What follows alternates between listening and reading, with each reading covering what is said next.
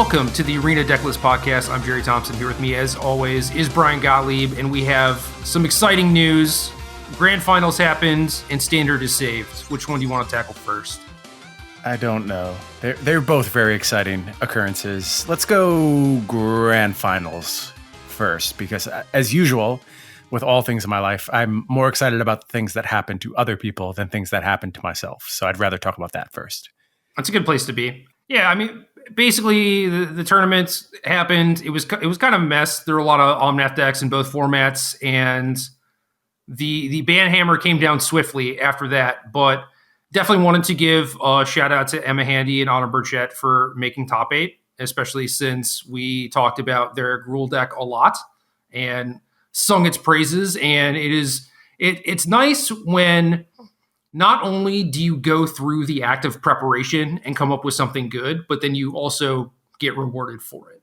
Mm-hmm. And I think there's a lot of disappointment involved when, I don't know, you do that sort of thing. You submit a deck list you think is great, and then things don't really go your way. And I think you could argue that things did not go their way in the top 8, but it was still just like a very nice moment. And one of the many things that made me regret that we're not doing this in real life, because their hug before Autumn's top 8 in the Mono Blue Pro Tour was one of like the PT's most iconic moments, I think. Right. And E-hugs, I guess. It's still translated, though. I mean, there was just as much emotion in this when Emma realized she had won and activated the Ugin, and her face just goes huge. And like that will... My wife was watching with me and was just like overjoyed by the moment. It was such a good encapsulation of just so much effort and so much hard work, and then just getting paid on it all in that one singular moment. Emma's match against Ken was sick too. Yes, it was. Yep. I don't know, just, I watched the tournament like here and there, but that was definitely one of the matches that I was like super tuned into, and pretty sure that Emma just like played perfect or at least very close to it, and just like slowly cut off Ken's outs. And it was just very, very awesome to watch. I will tell you that I've watched a lot of Magic in my life, just commentating and also just going around and watching random matches of Magic. In general, if I'm at a Magic tournament, I just kind of hang back and watch and observe. And we're railbirds. Yeah, I like doing that. I like learning. I like, evaluating players. And basically from the first times I saw Emma play, I was like, oh, this is just someone who hasn't gotten her break yet. It was very clear that she was an elite Magic player, and it just hadn't lined up yet. And I am completely unsurprised to see things start to line up for her. And I'm sure they will continue to line up in the future. Yeah. First of many, I hope. In Autumn's case, this is, many in a string of many more, I'm sure. Mm-hmm. And yeah, overall, very, very happy for two of my friends, and They did an excellent job, and I'm sorry that things did not go their way in top 8 or anything, but there's going to be way more tournaments. Yeah, still a ton to be proud of, obviously. Anyway, Banhammer. Oh God, I suppose I should pull this up because a lot of stuff happened. It's already buried. One of the things that is at the top though is how Magic Online is currently featuring Emma's cube. So I guess that's like another cool thing to be proud of. Everything coming up, Emma. Anyway, Standard. Omnath, Locus of Creation is banned, Lucky Clover is banned, Escape to the Wilds is banned. Historic, with their made-up words, Omnath is suspended, Teferi Time Raveler is banned, Wilderness Reclamation is banned, and I kid you not, I woke up, I read this announcement, I was like, I thought those cards were already banned. No, they're suspended. Surprise. Here's the most important question, though. Do we get more wild cards when Omnath eventually gets banned in Historic? I would assume so, but maybe not. I don't know the answer to that. I don't know. Whatever. That'd be pretty sweet. Then, get paid twice on those wild cards. And then Burning Tree Emissary is unsuspended, which is it's kind of cool. I don't know. And then Brawl Omnath is banned, and I didn't even know that people played Brawl. I guess I do vaguely remember that they did it so it was not just a Wednesday only thing anymore. So yeah. Oh, they did change that? I vaguely remember that happening, so I'm pretty sure they did. But like we stopped our Brawl for All series, and I stopped paying attention. Yes, nobody cared about that, unfortunately. Right. So we quickly abandoned ship. No, hundreds of people watched the videos. Hundreds. That's true. like 200 people. Anyway. No, it was more than that. There were a few thousand people who watched them, but not enough to keep us going. Past the first 200, it was all bots, man, you know. Probably true. We probably paid for bots. Anyway, historic, not going to cover that this week, I don't think, but standard, man, this looks good. This is pretty close to what you advocated for a while ago. Mm-hmm. And we can criticize that this is kind of what we were hoping would happen the first go around. And it stinks that we kind of had to go through this, but we're here now. Things are good. Reviews have been good. I've been watching some Magic. Looks good to me. And everyone seems to be happy. So I'm not too mad about it. I am with you. I just don't have the energy to be mad. Like, is something very out of whack? Is this a good thing? No, it's not how you want Magic to go. But like, at some point, you just have to be like, this is the game as we find it at this moment. May change in the future. It may not. And if this is just becoming too much for you, if you can't keep up with the pace of bans and you feel like your investment is, being shortchanged, you have to start considering the possibility that Magic just is not going to be for you for the foreseeable future. I think that's a fair place to come out on all of this. You just don't want to put up with this anymore.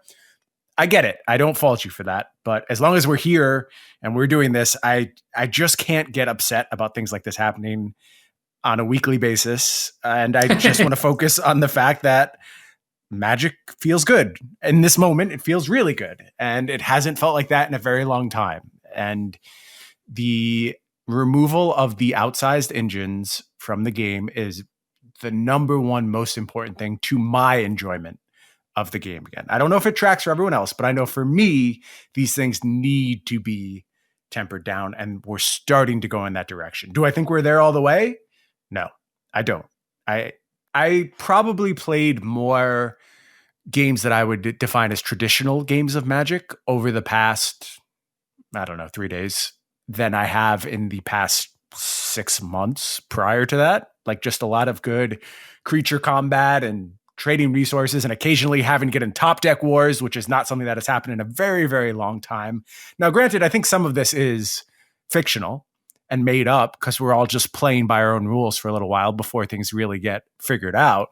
I don't know, man. Like, when Zendikar Rising came out, Omnath was basically figured out within a couple days, and that deck wasn't exactly straightforward to build, and people still got like pretty close to an optimized version almost right away. And it's been a few days already, and we do have a best deck, but it doesn't look like there's anything people have found or tuned or whatever where they suddenly think that like, oh, this is going to be a problem. Like, I haven't heard that from anyone at all. Well, one of the things about building around broken Magic cards is that it's very easy. You can do a lot of things wrong and still realize, okay, this is something because this card carries so much weight. So put Uro and Omnath in a deck. It really doesn't matter what the other 53 cards, 54 cards surrounding that are.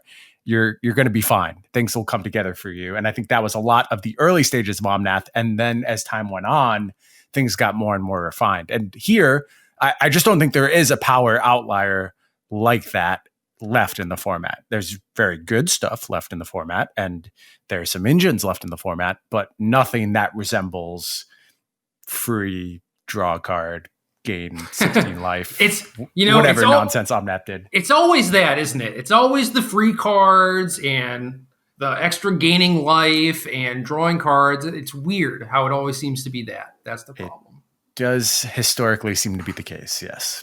Anyway, I was mostly coming at it from an angle of people not really hyping up Omnath during preview season, but like maybe it just went unspoken, I suppose, where everyone kind of like knew it was busted to the point where it's like, there's no use talking about how good this card is or whatever, but that wasn't really the vibe I got, Maybe, I agree with your assessment. I think that's fair. I felt slept on, but there were so many weird things about the preview season that it's, there's no Magic to be played, and a lot of formats were in complete shambles at that point in time. So it's really hard to take fast. Any of this.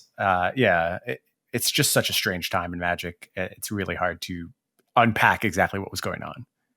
Well, I played some, have been watching a lot more, watching like a decent variety of people streaming standard on Arena, just trying to get outside of my bubble and what I think and see what others are thinking and doing. And that's mostly where my experiences come from. And people have basically just had rave reviews so far, which has been nice, because I mean, especially like Magic Twitter, right? It's normally just a lot of negativity and complaining. And I'm not saying that it shouldn't be, like there are definitely a lot of times where I feel that way too. But this has kind of seemed different. And I know that people have talked about like ban season like this before, but the most recent person I heard say this was Gab Nassif, who said that like by banning these 3 cards, they unbanned the rest of the format. And that's kind of what it feels like. I completely agree. I think they chose exactly the cards they needed to. I think if you leave out any one of these, you have a disaster on your hands. Could you have gone further? Sure. I had 6 cards on my list. The ones that survived were now Winota, Embercleave, and what's my last one? Lotus Cobra. And I think that's fine. I no longer feel like any of those cards are going to be problematic, mostly because I think you've taken away most of the good payoffs from them. I also think my initial list of 6 was designed to be an overshot. Like I didn't want to have to come back and do a second round of bans. I wanted to get everything out of the way. So I was 100% going hard and not leaving anything to chance. But once you've thrown that out the window, I then, I guess, like being a little bit more pointed. The big response I saw was people questioning Escape to the Wilds. I am 100% on board with that decision. There is still so many broken things you can do, usually in conjunction with Lotus Cobra, if you keep Escape to the Wilds. So correct decision there, needed to go.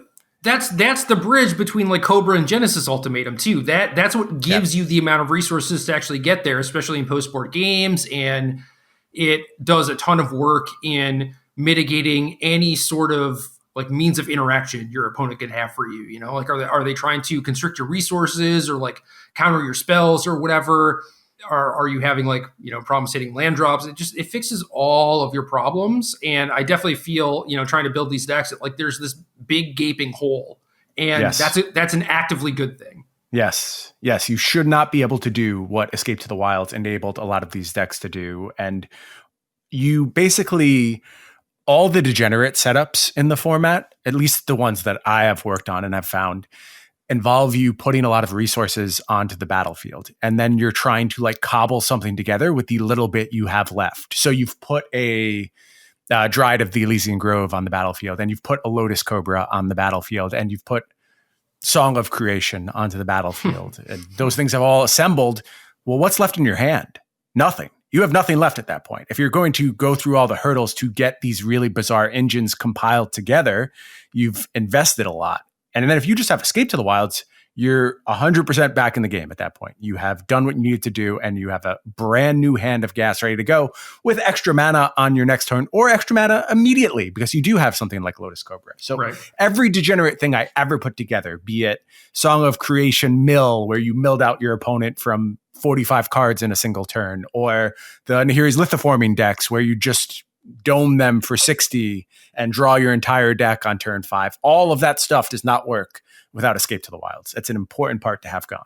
Right. And then even as far as any sort of mid-range deck is concerned, I mean, like towards the end of that format, we were kind of just like bouncing around food ideas and stuff like that, just because, it wasn't like, oh, this can beat Omnath, but it was like, oh, here's like another deck for us to work on. And Escape to the Wilds was also quite good there. And there are all these, new adventures decks that would be happy to even like splash for that card. So I think that was the overshoot to some degree, but it was very, very necessary. And I feel really bad for people like, you and Michael Jacob, like people who actually like, posted that publicly, where it's like, hey, this card's a problem. And then like people just yelled at them or laughed at them. And it's like, what? Like, are you not playing the same games as me, where it's like, oh, this is fine, I can contain them, they resolve Escape, and it's like, what the hell am I supposed to do? Yeah, the 2 cards that people really bristled about were Escape to the Wilds and Lucky Clover. Out of those 6, those are the ones that they were, why would you ever ban those cards? And to me, they were besides Omnath, obviously, and Uro, they were the staunchest case for banning. They were just absurd. The type of games they force you to play could only do a very specific thing. They would have centered the format squarely around engines, and there would have been no chance of ever having resource light games in the format with those two cards existing. So very happy that they have hit the bench. Yeah, these amount of bans were good. I'm sad that it took this long, but no big deal. Like, this is another interesting point in Magic's history, and it's cool to be a part of it. I'm glad it's over. Yeah, we can just start talking about what Standard actually looks like. I like that. I like focusing on the reality of the situation rather than the past. And like I said, if you're struggling with all this, I don't want to demean those concerns. You get to be upset about this. I think that's fair as a consumer to not be thrilled about the state of bans, but that just doesn't do anything for me at this moment. I need my game back. I need Magic back. I need somewhere that I'm happy to go and somewhere that I'm happy to explore. And right now I have that, and that's all I care about.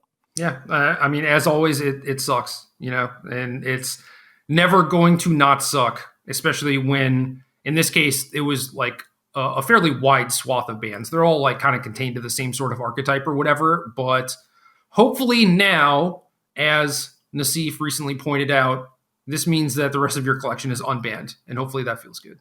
Also, who has a collection right now? Like, I haven't bought any of these cards yet. This is the first time I don't have complaint equity because I don't own any Uros. I don't own any Omnaths. I just haven't bought them because I haven't needed them. So I have an Arena collection, and that matters, Yeah, I get your wild cards back. We know the problem with that. We don't need to go into it, but yeah, man. I mean, it's a little less painful.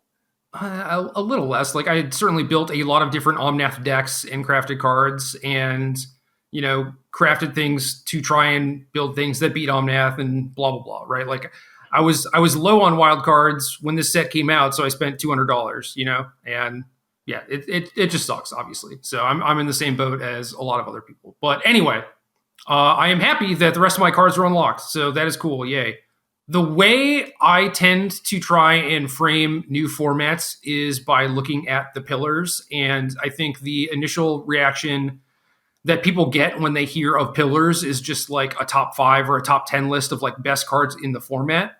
But I don't think that, as far as learning something, that it is great to just look at what are the best cards, because even, in like the top 3 decks might have 10 of the best cards or something, right? So you're not actually getting a picture of the format. So the way that I do it is basically, if you are playing a deck in this format and your deck does not have any of these cards that I deem to be the pillars, you need a very good reason. Yeah, I like the way you do this. This is not 100% what my process looks like, but it comes to the same point. I do a lot more just like feeling random things and then using that to push me to what I like to say is like a thesis about the format. But my thesis encapsulates a lot of these pillars by virtue of, like, if your pillars are what games are about, then obviously the thesis that it's supposed to explain the entire format is going to always point to those pillars. And my thesis now is that engines are blunted. They're not what they once were, but they're kind of still what we're doing here and what we're best served by doing. And the difference is that now engines, since they're not just absurdly powerful and you're not always getting paid with an immediate card return, or they only cost 2 mana, like in the case of Lucky Clover, now you can actually start to interact with those engines. And that means a lot of my pillars are broken down to engine cards, responses to engine cards, how we're disrupting these engine cards. And I think it brought me to basically the exact same place you got to. Yeah, I like simplifying things. So again, if your standard deck does not have one of these 5 cards, you need to think long and hard about why that is. And there are some outliers too that I'll get to at the end, where it's just like, these are things that could be successful that don't necessarily contain any of these cards. And, they have their own little engine piece or thing that could maybe be a pillar if it's like, ends up being the best deck or one of the best decks. So my 5 cards are actually 1 card in every color, which doesn't always happen. This is one of the rare instances where it is. And some of the ones end up being like a multicolored card, or it's like, 4 cards of a color and then either nothing or an artifact or something. And, usually white's getting the short end of the stick on that. But my 5 pillars are the Great Henge, Heartless Act, Embercleave, Shark Typhoon, Skyclave Apparition. And then, like I said, there are some outliers, but for the most part, when you're trying to talk to me about like what is one of the better decks in the format or something that has a shot, it almost certainly has one of these 5 cards. That has borne out in my experience. It's very challenging to build anything that doesn't encapsulate these ideas. And a lot of it is just about what these cards do. Specifically with the first card you mentioned, the Great Henge, to me, that's been the standout card of the format this far. I don't know if you have like a preference list for these, but to me, it has been the card that seems like it's most ready to shape the format and does the most 2019, 2020 things when it's in play. You just go off. You draw your entire deck. You put 20 power with creatures on the battlefield. Your mana accelerates. It feels like Omnath explosions, but in a much more reasonable, acceptable fashion. Right.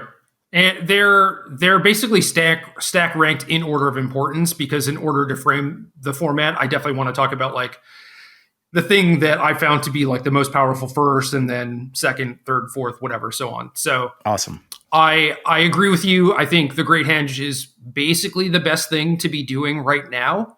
And there are some versions of some of these decks that don't have the Great Henge that I think should, even if it's not in the main deck, like maybe it should be part of your sideboard plan. And obviously that's just like any green creature-based deck. I mean, you have Lovestruck Beast and Kazandu Mammoth, both which enable Henge on turn 4 for sort of a nut draw. But also there's just, things that have very high power for very low cost. And like, even if you're not curving like turn 3, turn 4, it just means that the Henge is going to be like pretty cheap in the late game. And you have so many of these things. It's not like before, like, oh, I need to actually get my Lovestruck Beast to make my Henge be a reasonable mana cost. It's like, no, you actually have like a lot of redundancy to the point where now instead of playing like 1 or 2 Henges, I think we just play 3 and just be pretty happy with that and have it be pretty consistent. Yeah, we were bouncing back and forth our Golgari Adventures lists prior to this cast, and without collaborating, we came to very, very similar ideas, both containing 3 copies of the Great Henge. There's no way I would be interested in playing this deck without the Great Henge present. It seems just like the way you do powerful stuff. And it has a little bit of that. One of the things that has been a big hallmark of recent good standard decks is that the engines are multitudinous. With something like Omnath Adventures, you could do the Adventures game with Innkeeper, you could do the Lucky Clover game, or you could just go off with Omnath and any one was acceptable. In the case of Golgari Adventures, as opposed to using Lucky Clover as your secondary engine, you now are going up to the Great Henge. And it's explosive, it's powerful, and you just have a nice clock. And when you're in a format where people are still trying to understand the boundaries, the limitations, what exactly decks are capable of, it's real good to just put some damage on the battlefield and be like, can you beat turn 3 Lovestruck Beast? If this gets to attack you 4 times, is that just going to do you in? And a lot of decks are folding to that right now. Yeah, I mean, it's tough. Like you have the pressure, you have the engines, and the engines are also usually very cheap.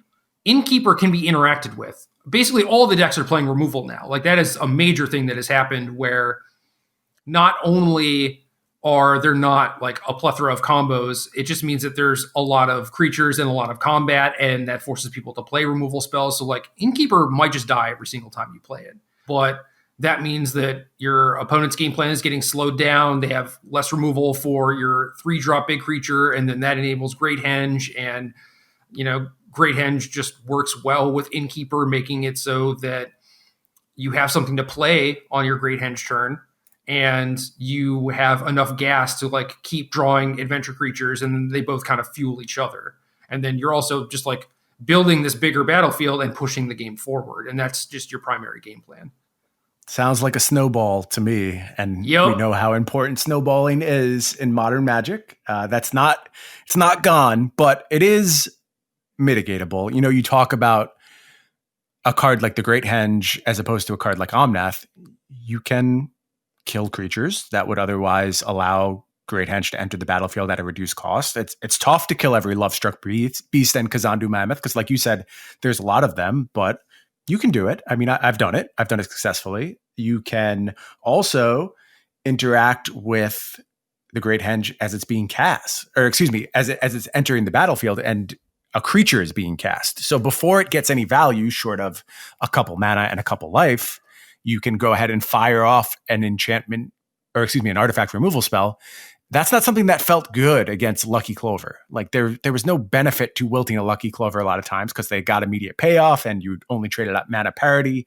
When your opponent has invested a bunch of setup into this Great Henge, well, Wilt starts to look promising again. And even things like Gemrazor, I don't think we're like at the same place we were going into the grand finals where Gemrazor is a main deckable card, but having answers to various engine cards such as the Great Henge is going to be a very big part of this format. And I think it informs a lot of choices for non-green decks as well. For instance, there's some removal that's more diverse than others that can hit stuff like this. And I think it's important to consider that when you're putting together your removal suite. Yeah, definitely agree with all of that. The main difference to me is that these things can be interacted with, and both of our lists have 4 innkeepers and 3 Great Henges. There's, like temples to help you find your stuff, and there's things like Order of Midnight to maybe buy back your innkeeper, and Agadeem's Awakening, stuff like that. So you have more redundancy built into your like 2-piece redundant engine combo, but there's still a risk of like you not drawing it or them just being able to remove everything on site. And the Great Henge is legendary. Like that definitely comes up a lot. And if you draw 2 Henges and they kill your only 5-power thing, it's like you're in a bad spot. Whereas the Omnath deck, again, like Omnath, killing it does not feel good. You're likely not getting a great bargain there. And then Escape to the Wilds, there's just really no interacting with it outside of just negating it or whatever. And it's different with this deck. It is containable. It is beatable. You can run it over. You can go over the top of it. And it's for a best deck, it's just super fair, and it is very much what I think is the best deck right now. I don't know if I feel that as strongly as you do. I think it's certainly among the best decks. It's not close. That is a bold statement this early on, but we'll see where that goes. It is one of the best things to be doing by virtue of its proactivity and the fact that it just has a bunch of engines built into it. So really like the look of Golgari Adventures. Where do you fall on mono green aggro? You and I are not the biggest supporters of this archetype, but people continue to crush with it. And I think you can't deny that at this point. I keep trying it. A lot of people have been very successful with it. Cedric was number 5 on the ladder as of yesterday with it. And I mean, he's basically that's been his deck for like the last 6 months or whatever. And I'm sure that there were times where it was like still not as good and he was playing it and probably winning with it anyway. And like, that's another one of those decks where I was like, well, maybe this has a chance against Omnath. And, I crafted a bunch of Swarm Shamblers or whatever, and I want my virtual money back. But got him. Yep, hooked me good. So it's solid. The way I basically look at it is that you have a decent aggro plan. And there are some versions that play things like Wildwood Tracker to have like an additional 1-drop and a little bit more aggression. And I think that those plans are fine, but ultimately you win so many games on the back of the Great Henge where I would just want to be, a little less beatdown slanted and a little more engine slanted. And that just makes me think that Golgari Adventures is roughly the same deck, but a little bit stronger, especially since you have access to a lot of very good removal spells. You have the secondary engine piece.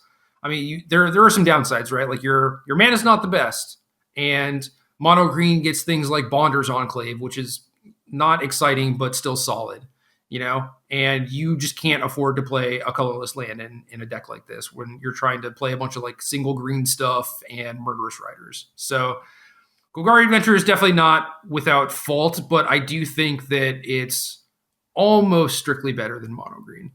You can make a good case for the aggression and the consistency of mono green when it's like there's no possible way you could ever engage in a long game. And I think that was a fair statement prior to the most recent bans. You're not going long against Omnath. That's just not ever going to happen. They'll draw their deck.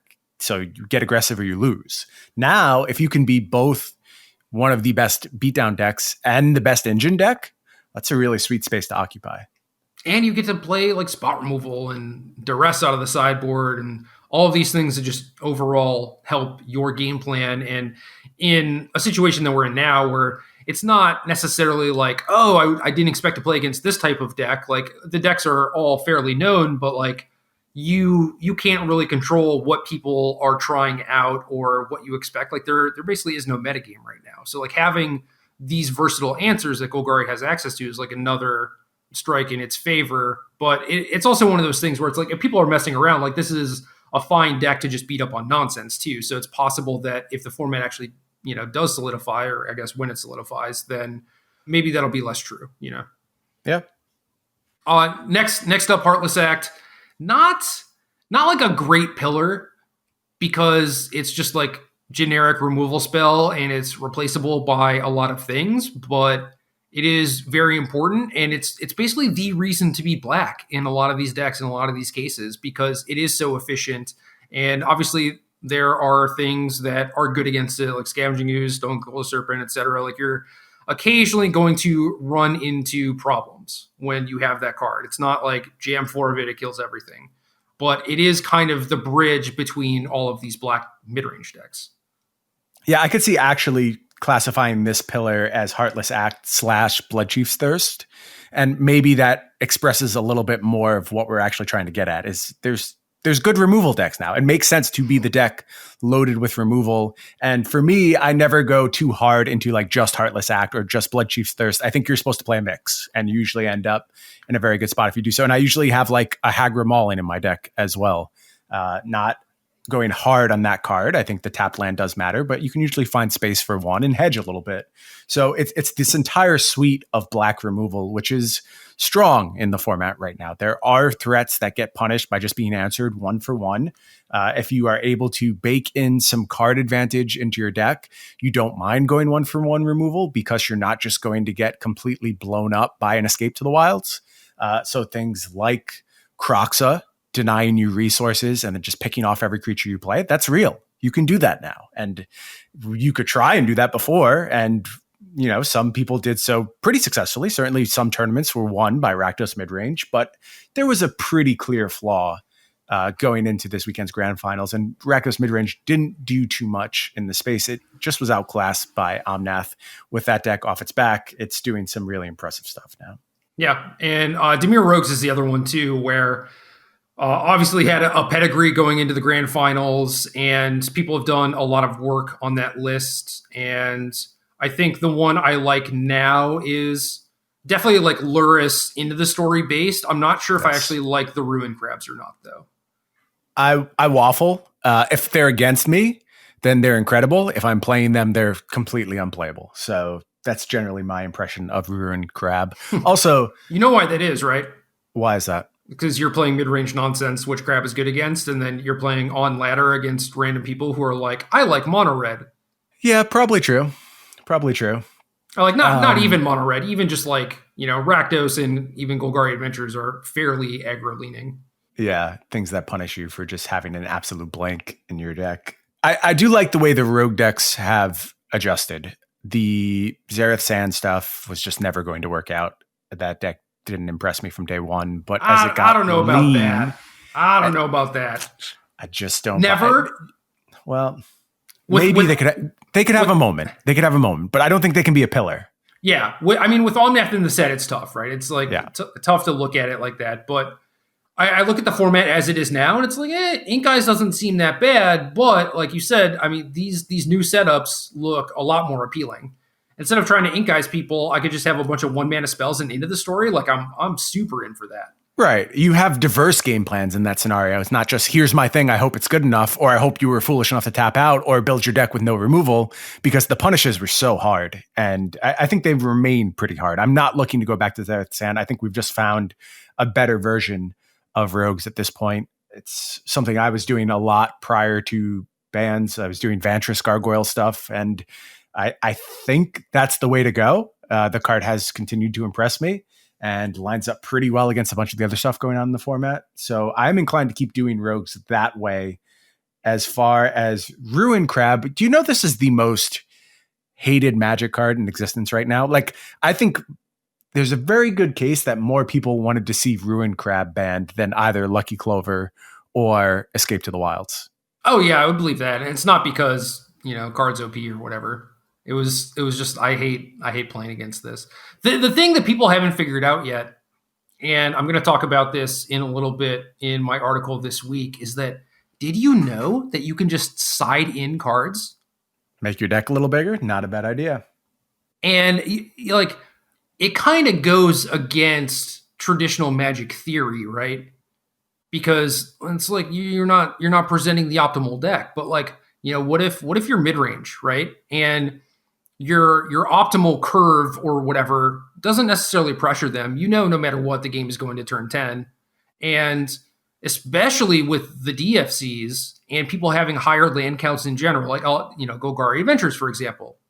I have 21 lands, and I have 3 Agadeem's Awakening, 4 Mammoth, and right now I have 2 Hagra Mauling.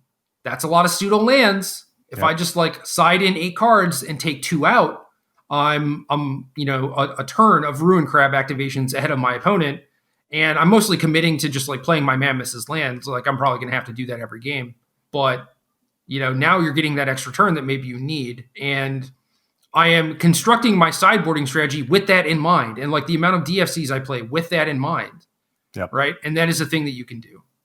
Yeah, I love it. I think you have to recognize when you just don't have the means to play a traditional game against this style of deck, and use all the options available to you and have a plan going into the matchup. And I think if you are cognizant of this in deck building, it seems very plausible that you can find yourself in a fine position after adding just eight cards to your deck and presenting 68. Well, I was still cutting 2. So right now I'm still at like 66. But okay. If I wanted to, like, if I found that like crab or like getting milled was really the problem, then maybe my sideboard plan would have like a couple more threats and I would play an extra DFC or something. And then it's like, okay, well maybe 68 is the right number. This has not been rigorously tested or whatever. Like I've done it way more than once, and it has been good. It's not like, oh, I narrowly squeaked them out or whatever, but it's definitely been like, well, they can't go on this mill plan because they know that they're not going to get there. So they have to take like a different avenue. Right. And then I've just never felt under pressure. But obviously for something like mono red, it's like, who cares? Present 60, like smash them. The crab doesn't matter against you, right? So it's not a thing that you can do with every single archetype, but like if you are super weak to the crab, there's a little outside of the box ways that you can get around it. Love it. And I also think like the format as a whole has done a very good job contemplating crab problems. Chainweb Arachneer is one card that's just in every green deck now. You see it always. Obviously, the entire Rakdos midrange deck is extremely happy to see a Ruin Crab on the other side of the table. They'll let you load up their graveyard all day. And then just random escape cards are coming back too. There's more Cling to Dust. I played Pelucranos to pretty good success this week. So there's lots of avenues to explore and ways to get good creatures back in the mix. Even Woestrider is a card that like I was more inclined to put in some of my decks because I knew I would get paid on it against crabs.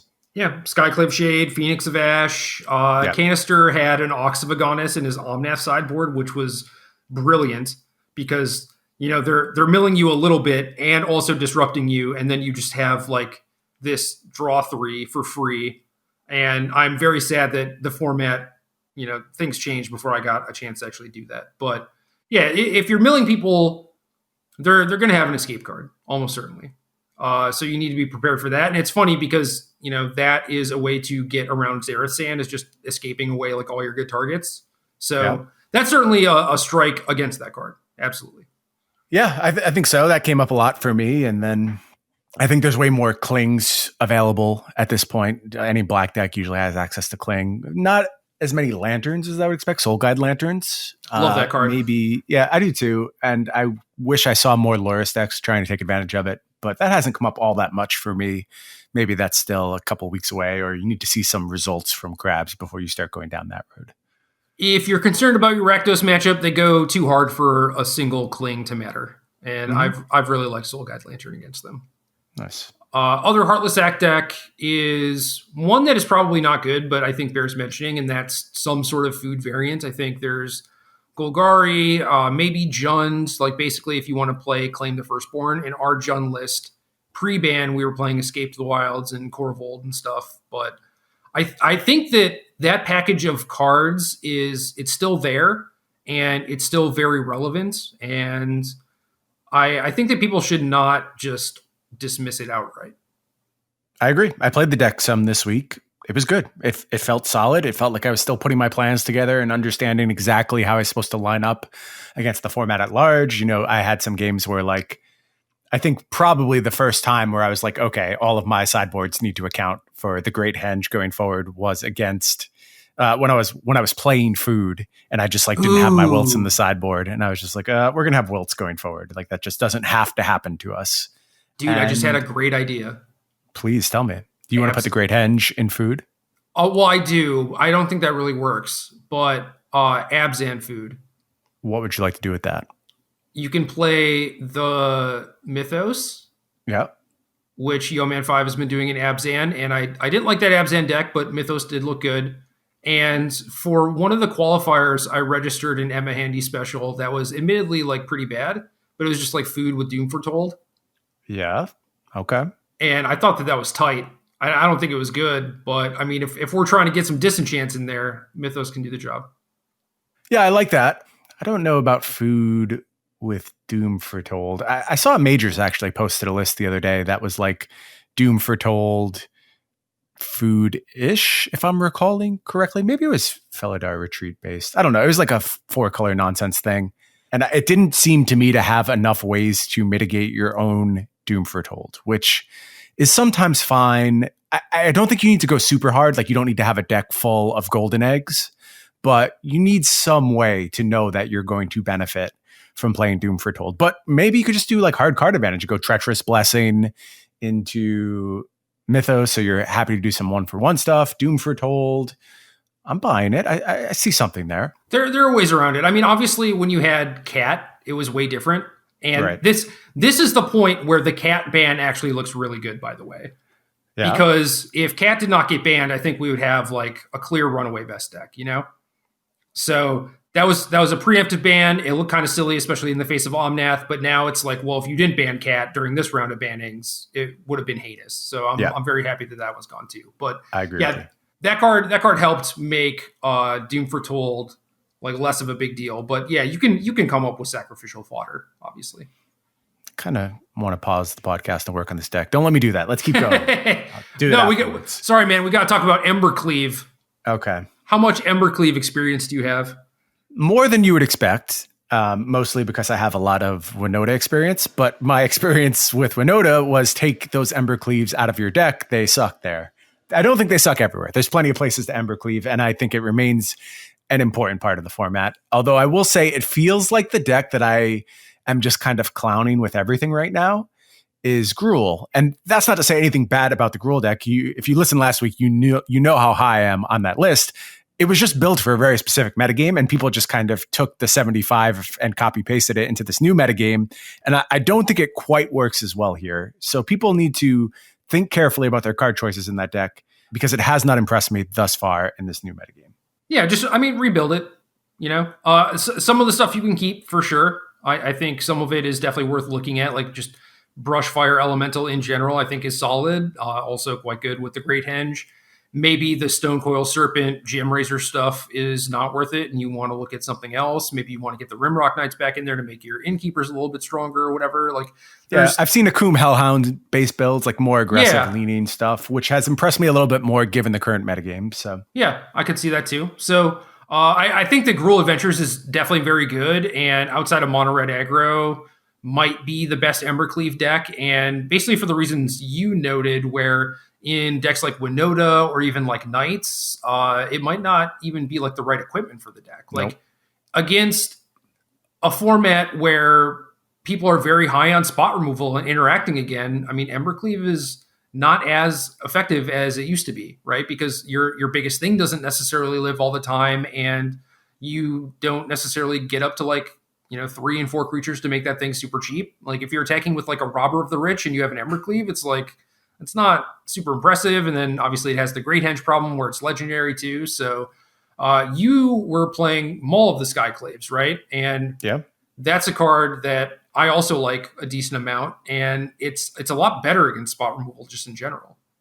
Yeah, I think so. Especially in the context of Embercleave, especially in the context of Winota, because Winota now is not the same deck it previously was. Like you're not supposed to intend to hit a KO punch. Winota's just supposed to be a good card in your deck. There's just not good enough hits to be able to be like, okay, I jam my Winota. I spent my first 3 turns doing some nonsense stuff like Selfless Hound into Woe Strider, just getting as wide as possible. And now I get to go spinning and I'm going to bury you. And then you go spin and you get like Kargan Warlord and there's like a Seasoned Hollow Blade. There's just not good enough hits. You don't have those KO punches anymore. So the way most of my Winota decks play out is some kind of A plan, usually tribal, like Warriors has been my best Winota deck, but you can also do like +1/+1 counters. You can do Knights. I've messed with Party. You can do Cleric. Whatever kind of tribal setup you want to do is your A plan. And then your B plan is kind of recursive attacks with Winota. Like you stick a Winota and then you have this thing that's Maul of the Skyclaved up. And that's going to get you multiple searches into your deck. And then you win 2 or 3 turns later. You don't just win in one swing. So that's been a huge reason why I've been pushed towards Maul of the Skyclaves. But also it's just like the punishment is much less when you invest in Maul of the Skyclaves. And you can just play your game. And just being able to go 2-drop Seasoned Hollow Blade or Kargan Warlord into 3-drop Maul of the Skyclaves, that'll beat a bunch of people. And I'm very happy having access to that game plan against a bunch of different decks. Yeah, Hollow Blade specifically, there's not a whole lot that actually kills it profitably. Right. So, yeah, just suiting that up, I imagine, is quite good. Yeah, and discard your whole hand to it. It'll carry you. It's done it for me many times. So right now, what is your best Winota deck, do you think?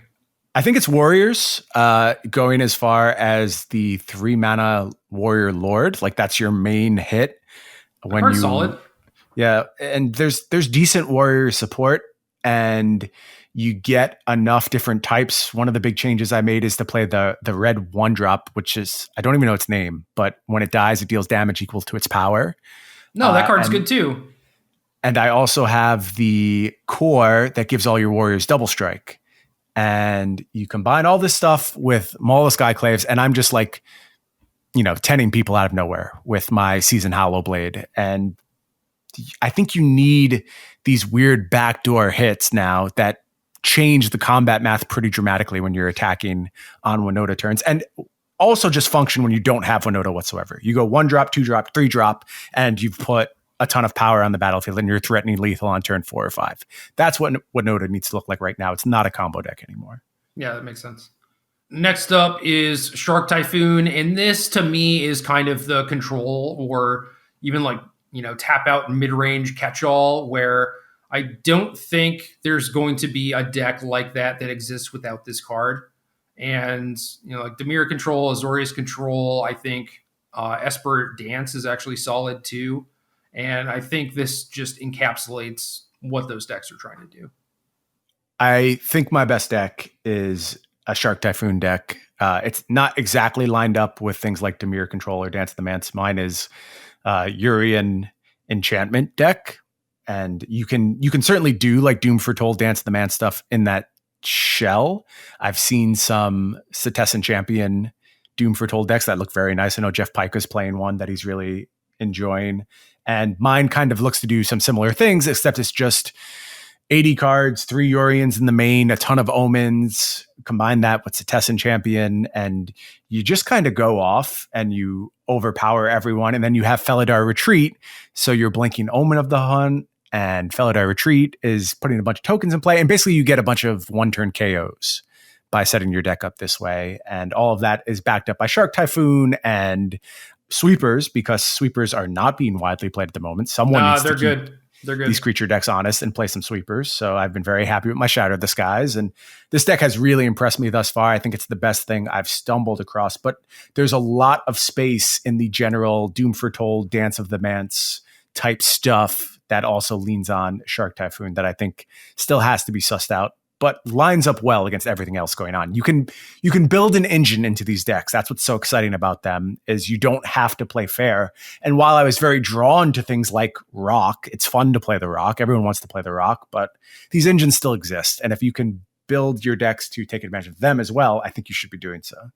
Yeah, and for any sort of control deck or Urian, Dance of the Mans type of thing. Like I would definitely be looking to beat Golgari Adventures. At least if what I'm saying is true, where I believe that it is the best deck and that other people are going to pick up on it being the best deck and it's going to be played and be prevalent. You need your deck to just naturally go over the top of them.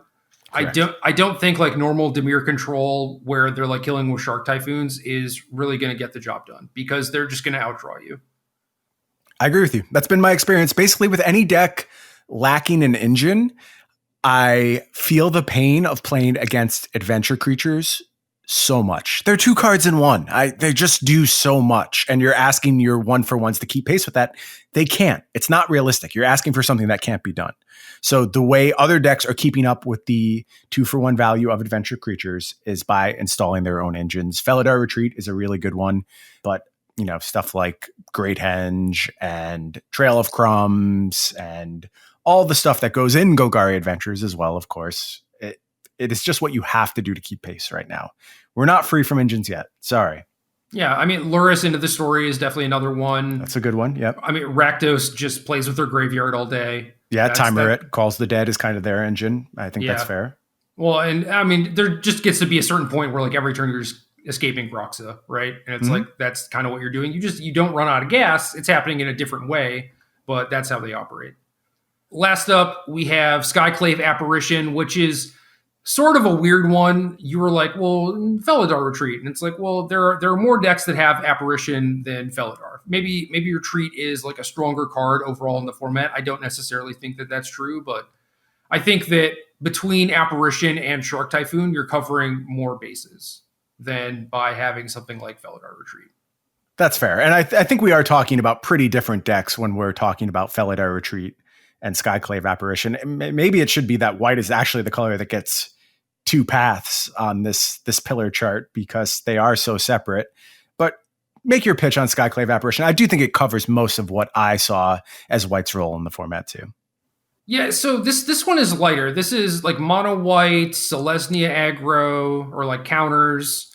And then it makes more sense to put Winota under this bucket than actually under Embercleave because you're telling me that not all Winota decks should have Embercleave, and that actually tracks to me. So I think that most, if not all, will have Apparition or Embercleave, if not both, right? Yeah. So yeah, Apparition just seems like more of a catch-all, and it's basically just like you're a mid-range white creature deck, or maybe even like an aggro white creature deck, and that has a role in the format. You don't necessarily have an engine, but what you're trying to do, like Mono Red and Gruul Adventures are trying to build like this wide board and then go over the top with Embercleave, or like get that burst damage in with Embercleave. And I think these white-based decks, for the most part, are just like flood the board, go wide, and overwhelm you that way. And most of them don't have an engine, at least in the case of like mono white aggro or the counters decks. But I've definitely seen a lot of like blink shenanigans, some sort of like Urian deck. I don't know. There's like the Azorius Blink deck with like Barons and stuff, and they make very, very good use of this card. And I think that is the role that it's supposed to play in the format. Yeah, I am curious what you can do to turn this into an engine. It does seem like there is some potential there to make this a pretty key portion of your strategy where it just controls everything. But I have found that casting costs are more diverse than I would have initially expected. Like I've been suffering to some 5 and 6 mana cards when I have a Skyclave Apparition in hand. It doesn't come up all the time, but there's good stuff. Like Elder Gargaroth is a very real card. It lines up pretty well against the stuff that's going on. Great Henge. Yeah. So I don't think this can be your catch-all. And I was building decks, specifically my first drafts of Winota decks, where this was everything. This was how I was planning to deal with anything my opponent did. And that doesn't quite track. You need to be considerate of the fact that they can get bigger than a converted mana cost of 4, but still very much a focal point for any disruptive, aggressive white deck. Yeah, I mean, that's why these white decks are generally trying to end the game by like turn 6, is because they don't scale well. They don't have an engine really themselves, and the answers that they have, it's like Glass Casket, Skyclave Apparition, like they are limited by casting costs. And you're just going to struggle against any sort of like 5 mana plus thing. So you just need to get the game over with as quickly as possible, or like go to the air with Maul of the Skyclave, something like that. Yeah, Maul of the Skyclave just makes all of this so much easier. It really has been the answer to all of the problems I've faced with these white decks, in that it's also a good defensive card, which is not how you think of it. Obviously, you take to the air, but first strike's a really big deal as well. You're able to contain all these big creatures from the opposing decks. So I can't say enough good things about Maul of the Skyclave. It's definitely one of my surprise MVPs thus far. Well, five is kind of like the magic number, and you have a bunch of 3/1s, and then that's going to stop like Lovestruck Beast and the Mammoth usually from attacking you and stuff. So I can see how that's pretty relevant on D. It has mattered. Flying has mattered a bunch. Shut down Rankles or Riddle Forms. I was getting beat down by Riddle Forms the other day, and then I just drew a Maul of the Skyclave, and they're like, well, pack it in. Yeah. Can't do anything about that. And I think that mostly encapsulates the, tier 1, tier 2 stuff. Obviously, there are going to be some amount of outliers, and looks like I have 7 on my list now. I added a couple when we were talking as I was thinking about things. But the mutate decks, I think, are good enough, and they don't necessarily play any of these cards because they're just a pile of creatures, which does mean that maybe they should have the Great Henge in their deck, but it's also weird because mutate doesn't trigger Henge. Yeah, I thought about this more. We talked about this pre-show. Now I'm just 100% in on the idea that they're supposed to be playing Great Henge because it gives you an out in the situations where you have nothing else going on. And that's what this deck really needs more than anything else. Like, it needs some kind of rebuild mechanism when it doesn't have Sterix. And if you have Sterix, who cares that you have Great Henge? You'll appreciate the 2 more mana. And it really won't matter that you're not getting to draw additional cards off of it. You get to choose. You get to figure out what you need for the situation. And I think the deck needs both in order to be consistent. Right. I think it's convenient that Innkeeper and Great Henge are both trying to get you to do the same thing, which is like cast these adventure creatures. And with Mutate, it's different, certainly, because a lot of your cards are just like, build this one big thing, and Henge just wants you to like cast things and go wide. But I do think that the deck does want both engines, and they have a bunch of like undercosted stuff and like Migratory Greathorn that ramps you to make the Henge easier to cast. Yeah. So I do think that it's kind of trivial to get the Henge into play with this deck. And at that point, it's like, just go wider, Like, then it just means that all of your eggs aren't in the same basket. Yeah, if your deck is 32 creatures and 4 Great Henges, or 3 Great Henges, however you want to split it up, you'll be fine. Like, you'll figure out something to do with Great Henge where you'll get paid on it. Yeah. Other one I have less hope for is some sort of Izzet Spells deck. You're talking about like Riddle Form, Stormwing Entity, there's Sprite Dragon. That's a thing that people could be doing. I don't think it really stands up to piles of removal, which is kind of where the format is right now.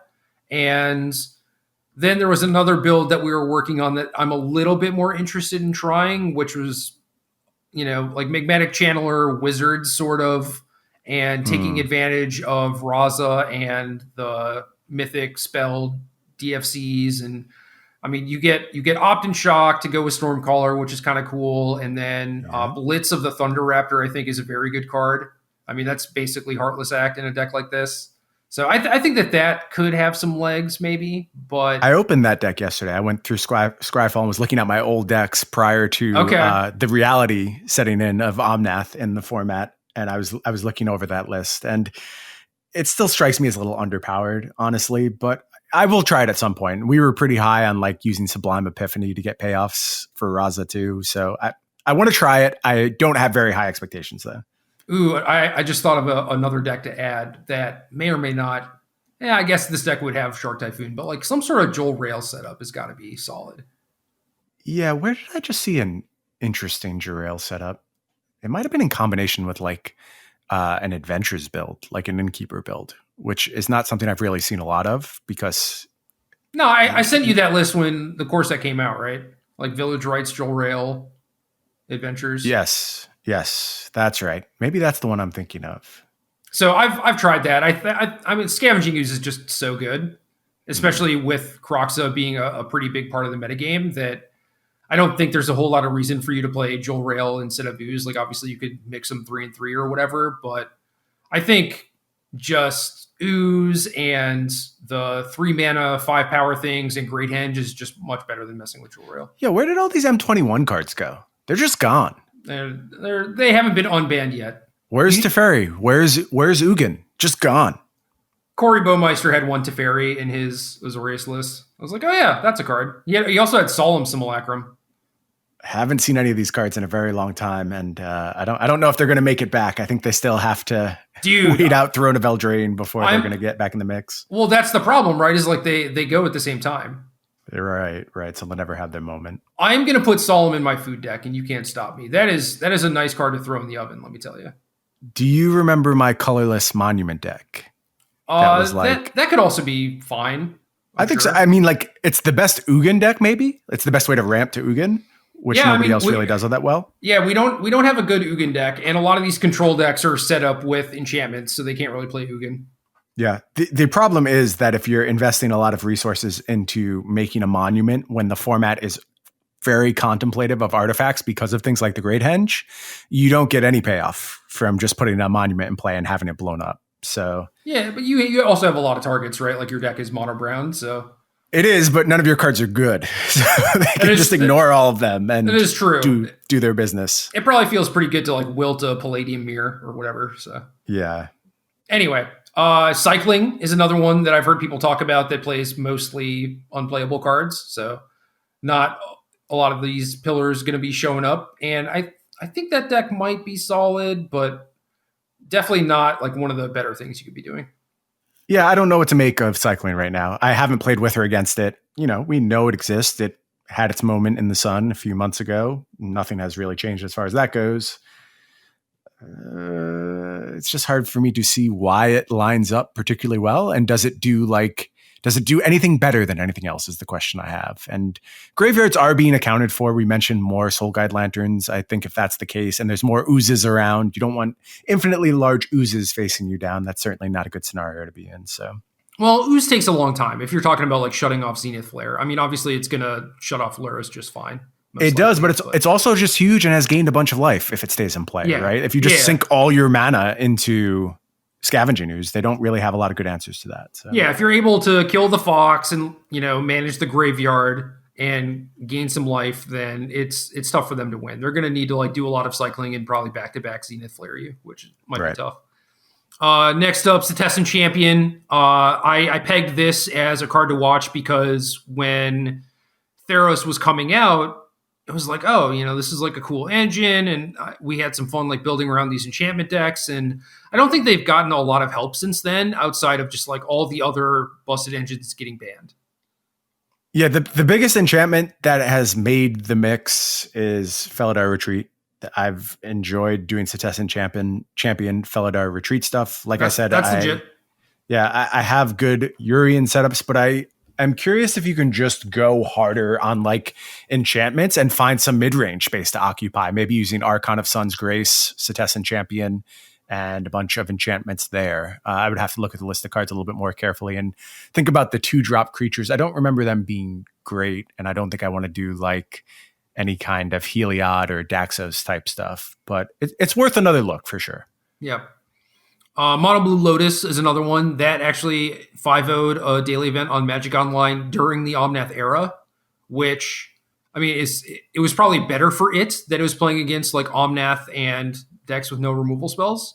Right. Another deck that could suffer from artifacts being something to account for sure. Exactly. I mean, you have some amount of like grinding capability with Arcanist Owl, and now you can Glass Pool mimic your Arcanist Owl and stuff like that. So maybe a fringe choice, not something I would expect to see a lot of, but I'm almost certainly going to play this at some point just because it looks fun. Nice.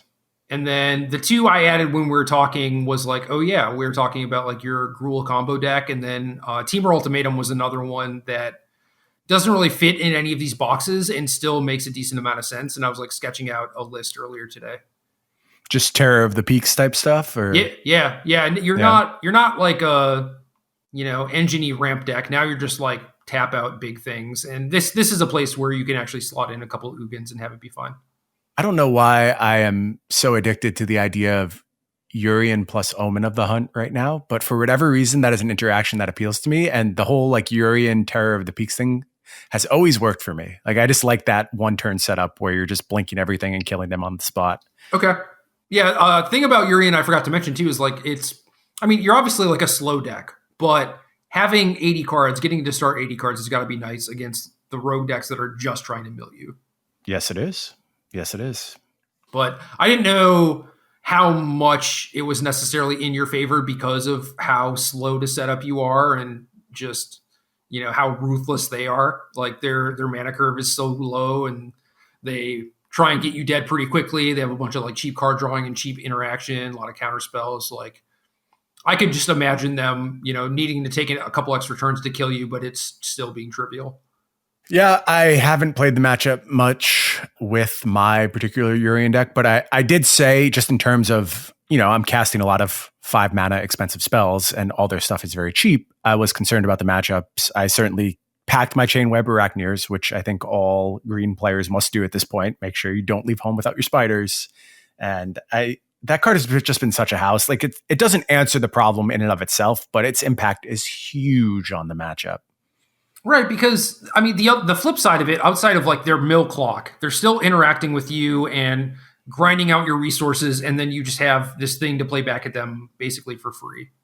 Yeah, and I think that's huge. So even if you're making them sack their Merfolk Wind Robber or whatever, and I mean you now have this thing that like pressures the board. Maybe you get to keep trading it with Thieves Guild Enforcer or stuff like that. Like you slow down their actual damage pressure, which is nice. Yeah, especially in my deck, which has like all the mana in the world, right? Wolf Willow Haven and Omen of the Hunt means that you're just always playing ahead of curve anyway. And that's the limiting factor. Like 5 is expensive for Arachnir, but once you have a ton of lands in play, you're happy to cast that spell every turn. So right. And then Gruul combo to me seems kind of DOA without escape. I've seen some people trying it, but like you kind of need the Cobra, and it's pretty fragile now that a lot of people just have removal. But like maybe there's something that maybe there's some way you can rework it. It's so funny because I didn't have escape in the first build I ever wrote about. I know, but you weren't playing against a ton of removal then either. I wasn't playing the deck. I wrote that article before the set had even been released, right? It was entirely theoretical and did so basically saying, I don't know if this deck is actually good. We'll find out when it gets released. And turns out it wasn't. But it's funny to think that now with the escape from the wilds being gone, it just feels like kind of unplayable. I have gone back to it though. And the thing I've done is tried to find a secondary engine. We talk a lot about having multiple paths to victory. And now I'm just playing like some Felidar retreats and Omnia. And that's been good. You can just make a big battlefield out of nowhere and pump your whole team. And again, kind of win in a single turn. You just cast like Lithoforming for 3 and that's enough in a lot of spots. It just does it for you. So I have some kinks to work out with that list. It doesn't feel ironed out enough that I was comfortable sharing with it, but it's doing the same thing. It's got the Dryad into Rada into Balaged to return your Nahiri's Lithoforming from the graveyard and just draw your whole deck if you need to. You don't really need to when you have Felidar retreat though. You just make a huge battlefield and you'll be fine. Yeah, that's kind of what we're doing with like the Song of Creation crab decks too. Yep. And Lithoforming is also like a combo with crab. So, I mean, you've cast Lithoforming now. You understand why I'm hooked on this card because sometimes you just do it and you're like, this is busted. Like, this is just absurd. How am I getting this much value from this card? And then other times you're like, oh, this is an absolute blank in my hand and it does nothing. Well, that's the thing is at this point I've played multiple games with decks that contain that card on ladder, and I have yet to cast it. You're missing out. I advise you not to do it. You'll never be able to go back once you cast it once. Well, I keep trying. It's not like, oh, I've never cast it, therefore it's bad or whatever. It's just, I don't know. It just hasn't come up somehow. It's weird. I'm disappointed, dude. I'm sad. Yeah. It's something. It's something else. But like, I've done other stuff too in that general space. I've worked with like green-white Felidar retreat decks that, again, like Ancient Green Warden being part of the plan. That card seems okay to me, especially in conjunction with like being a Felidar retreat deck where you just get to, on your Ancient Green Warden turn, you just go grab your Fabled Passage and you make 4 2/2s and then win the next turn if you ever untap. There's a lot of very clean setups when you add Felidar retreat where you don't just have to draw your entire deck to win. And it's nice to have these little easy setups to go along with some of these bigger combo plans. Yeah, I definitely agree with that. I mean, retreat is definitely a powerful card in a world that is more fair. And if you ever have the setup to actually do it multiple times, then it does feel like you were doing something unfair. Right. So I'm interested in that for sure. If we can make some sort of like scrappier but combo-y Felidar Retreat deck work, I think that would be pretty solid. I felt close, but like I said, I didn't want to share it because it still definitely had some noticeable kinks. Hopefully I'll get to a point this week where I can share it. Dude, who cares? Well, I don't know. Sometimes I do, sometimes I don't. Like, it depends how steeled I am for interaction, because if you do something with obvious flaws, someone's going to show up and be more than happy to point out those obvious flaws to you, which fine. I mean, if a deck has flaws, I'm happy to hear about them. Every deck has flaws. Like, there's not a single like piece of work that I've submitted and not gone back and been like, oh, this should have been different, or I should have had this card in my deck, or whatever, right? Obviously, there's a spectrum, and you don't want to submit things that are on the super far low end of that because you've been conditioned against it. But I think that there is value to just like sharing a thing like you did with your Gruul deck. And then, I mean, even Sam Black was like, your deck sucks. And he didn't understand what the deck did. But it was still helpful. It still got a lot of traction. It got people thinking about the format. It may have set the groundwork for how people were approaching like building with Omnath, for example, right? Like that's valuable. And people right now are playing Felidar Retreat where they have like the Marasa 2-drop or like Fabled Passage as the most busted thing they can do with it. And it is useful to get those ideas out there. No, I agree. I mean, I look at deck creation like sketching. Like, maybe this sounds a little full of myself. I really don't intend it that way, but like, if an artist is putting together a painting, I think it's interesting to see their foundational work and how they visualize things and how they progressed, and they did this sketch and then they did this half color and then they made the final finished product. When I'm sharing decks, I look at all of them as sketches. Like, these are ideas that are gestating and I'm using as tools to understand. Like, I've shared a bunch of decks over the past few days, and some I'm high on, some I'm not particularly high on, but all of them have informed this discussion that you and I have had today. And honestly, I feel like I understand this format really well.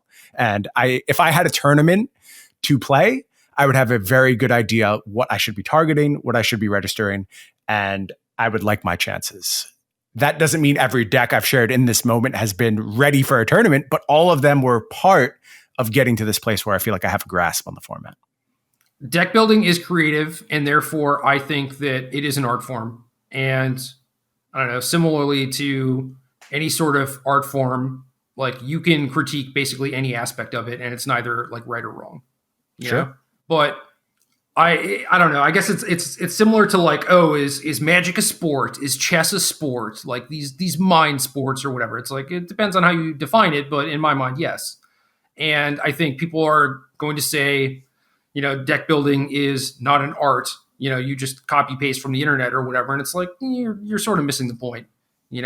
We are engineering all of these moving pieces and trying to figure out how things work and how to be the most efficient and solve problems. It's like that stuff is not easy, right? No. Like, you can half-ass it, sure, but like, you're not going to get optimized.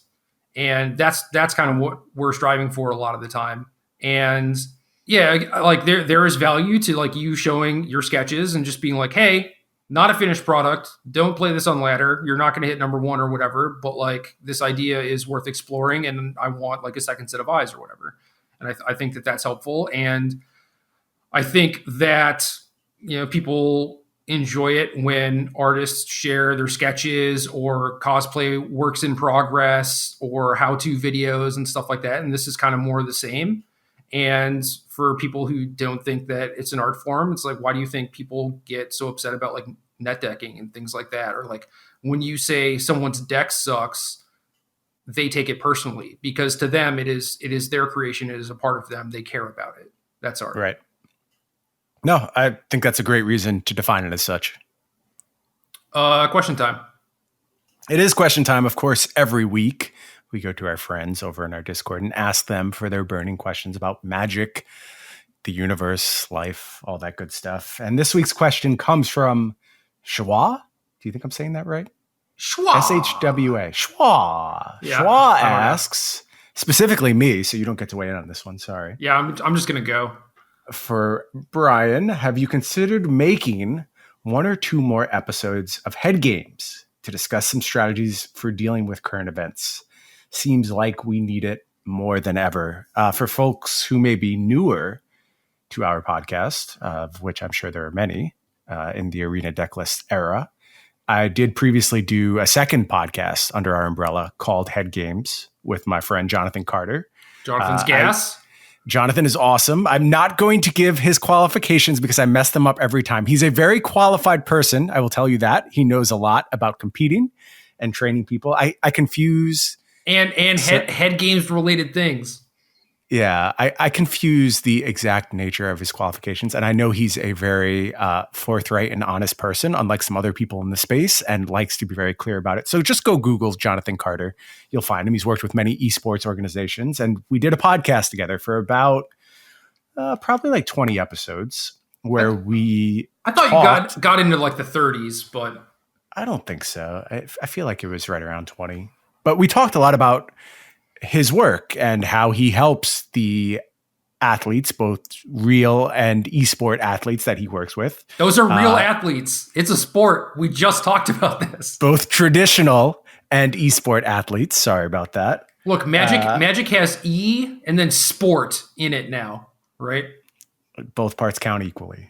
Anyway, Jonathan would share plenty of info with myself and the audience, and we do our best to prepare people to compete, give them useful tips for training. It's worth going to check out. One of the things that we very much had as a goal when we were doing the cast was to make it timeless. So if you haven't listened, you can definitely go back now, and I think you'll get something from it. I'm really proud of it. I'm really proud of Jonathan's work on it. I think we did a pretty good job, and a lot of people really miss it. I get asked about it a lot. There's 2 reasons why I don't think we'll do it again. The first is that we probably overestimated how much content there was to do. You know, we went very hard weekly at first, and pace kind of slowed down as we got into more things and realized we had hit on the topics we were really itching to talk about. And certainly we could have produced more things to talk about, but it felt like we got the important stuff out of the way, and I'd rather just stop while we were still making a really high quality product, which I think we were even at the end. So that was the one big strike against doing more of it. But the second one, and I think the more important one, I don't feel like I'm in any position to give people advice on how to deal with the current situation. I live my life on the verge of crumbling most days. And like, I don't think there's anything wrong with that. You don't have to be okay right now. I'm not okay right now. Me either. And I know that no one asked for my opinion, but me either. Right. Nobody wants to hear from you. Be quiet and be unokay in your space. Now we'll get words from you in a minute, but I just can't present myself as like a voice of authority. And I wasn't on the show. Like I was the one asking questions, but I also think it's unfair to ask Jonathan to do that because I know Jonathan's having a hard time. We all are. This is a really difficult situation.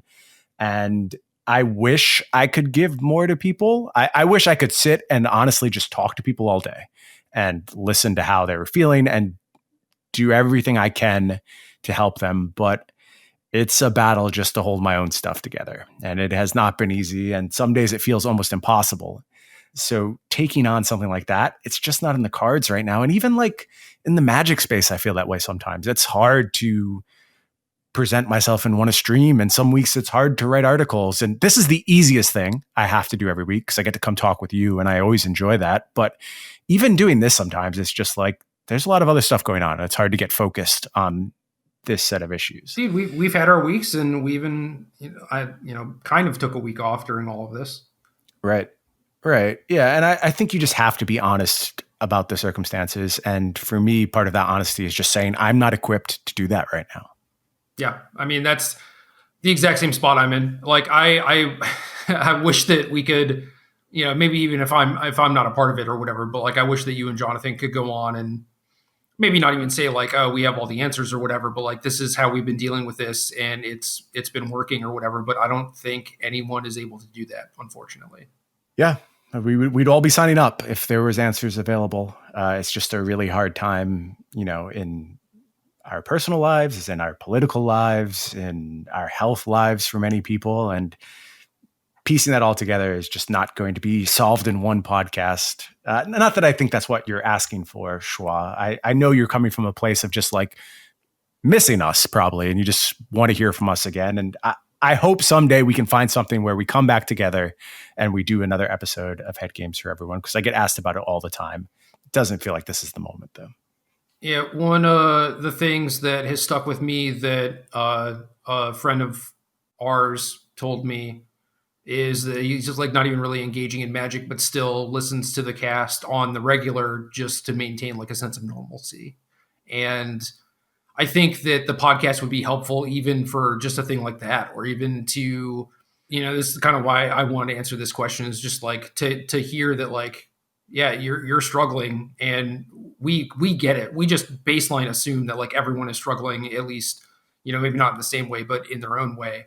And right. For them to maybe hear that from us would also be helpful. And obviously, yeah, I don't think that Schwa's looking for like all the answers or whatever. It's like, hey, can you fix this for me? It's like, Godspeed, but even if it was just like, I solved like this small aspect, or I was able to do this to make this small aspect better or whatever. It's like that sort of thing is probably very helpful for people, because I think that, yeah, we just all feel like we're crumbling at this point. So, all right, well, why don't we take a shot at that? Do you have one thing in your routine that like has brought you some solace, has done anything for you? There are a lot of small things, but it's weird. It depends on my mental state, right? Because it's like I've been hardcore quarantining. I'm not like super at risk or anything, and it's not like I live with parents or anything like that. Like I could probably get sick,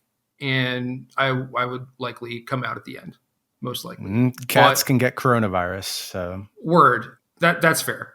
But I still think that it is important to do my part to limit the spread.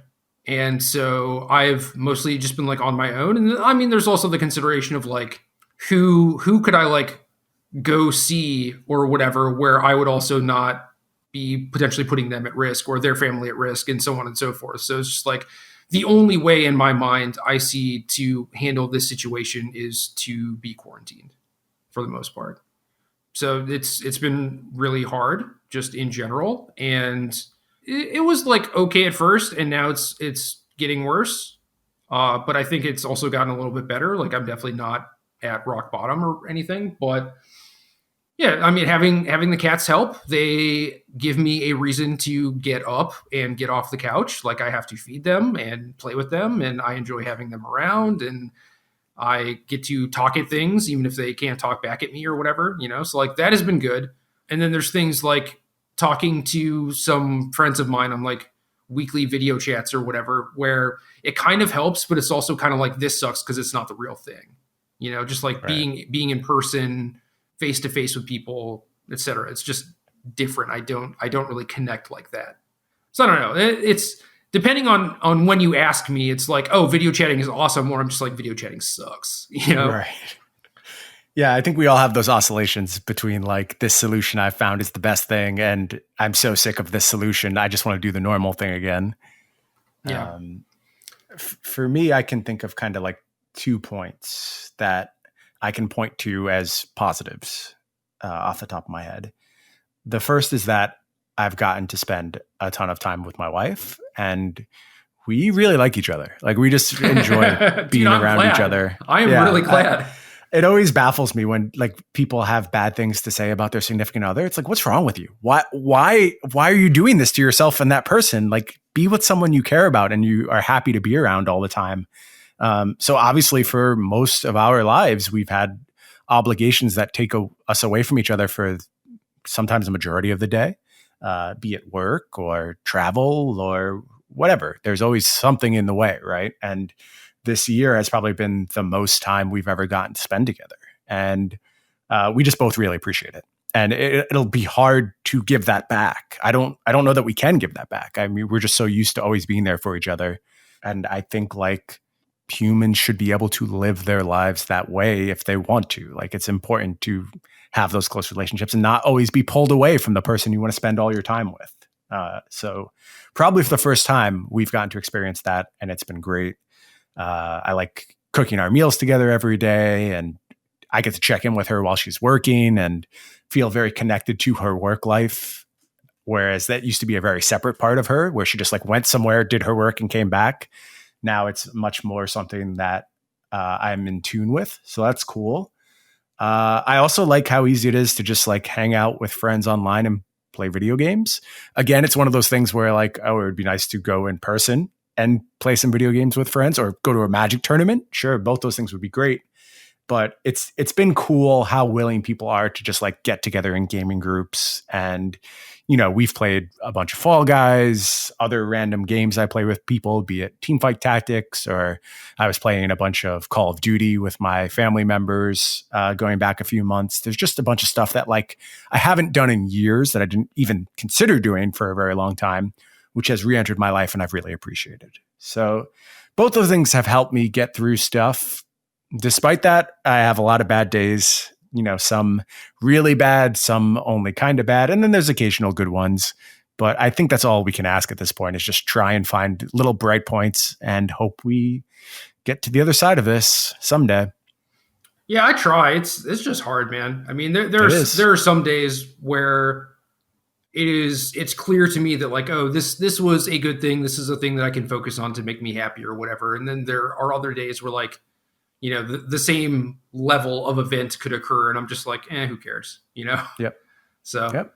I don't have the answers. I wish I did. I'm sure that like Jonathan himself has the answers. Yes, he has all the answers. Everyone at Jonathan on Twitter and demand these answers that he's hoarding and keeping from the rest of us. No. I was going to say that I'm sure that he doesn't have the answers, but could likely give people some advice, as you know, for how to like approach things, either like mentally or like give you some things that you could do physically to help get your mind off things or to help work through this stuff, you know. But like it's not going to solve it. It's not going to be the same for everyone. I'm sure that, you know, right. He probably hasn't solved it himself, and if he has, like, you know, how dare he hold back on us? That's kind of messed up. But yeah, I don't know, it's hard. I think that talking about it and making sure that, you know, everyone knows that we're all kind of on the same page here does help, right? It's like,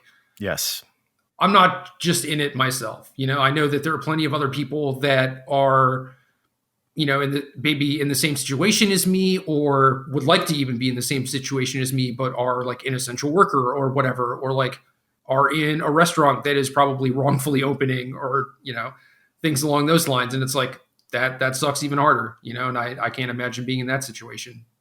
No, I feel that. I mean, a lot of things about how this has broken for me personally are good. And I try not to lose sight of that. It's hard. I don't fault anyone for feeling bad sometimes, despite all the good things you have. And I have a lot of good things. I know that if I can stop myself, I can get back to a place where I recognize that. But in the moment, it's just like, I just want to see my friends again, or I just want to go see my family who I haven't seen in, you know, approaching a year now. It's such a long period of time, and nothing wrong with it wearing on you, because it is wearing on all of us.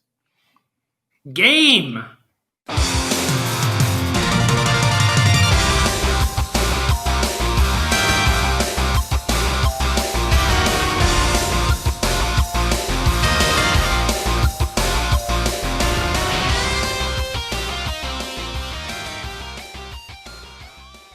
Good luck.